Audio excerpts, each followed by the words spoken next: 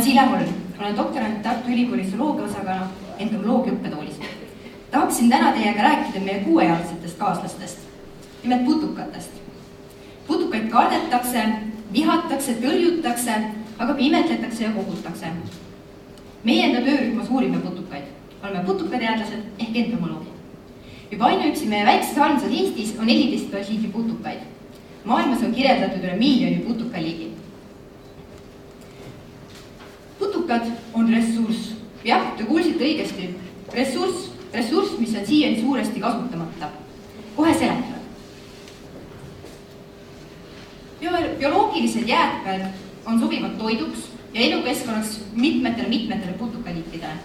Putukad aitavad need jäätmed kiiresti ja tõhusalt muuta orgaaniliseks väetiseks. Kuid mitte ainult väetis ei oleks selle protsessi väljundiks.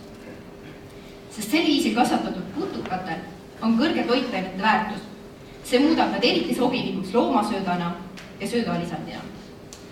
Mõned päevad tagasi käis uudistest läbi, et Fazer hakkab tootma leiba, mis sisaldab ka putukajahu. No tegelikult tarbitakse igapäevaselt maailmas üle 2000 putukaliigi toiduks. Lihtsalt meie kultuuriruumis on putukad toidulauad täielikult kõrvale jäänud. Kuid tegelikult on putukatel sarnane toitainete väärtus sea- ja veiselihaga.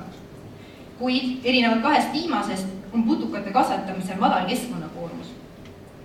Usun, et just putukad on lahenduseks maailma üha kasvavale toidunõudlusele.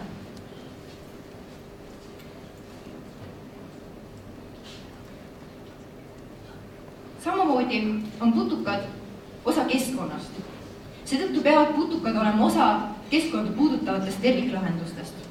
Soovime teile pakkuda keskkonnakonsultatsiooni, keskkonnaekspertiisi, selleks, et saaksime koos asjad toimima panna. Meie eesmärgiks on koostöö teiega, head saalis viibijad, huvilised erinevatest eluvaldkondadest, sest vaid üheskoos saame me selle entomoloogilise ressursi kasutusele võtta. Nii et kui teil on huvi, astuge ligi, kirjutage, joonistage, võtke ühendust minu või teiste meie töörühma liikmetega, sest meil on huvi ja meil on ka armastus ja meie oleme siin teie pärast. Aitäh teile!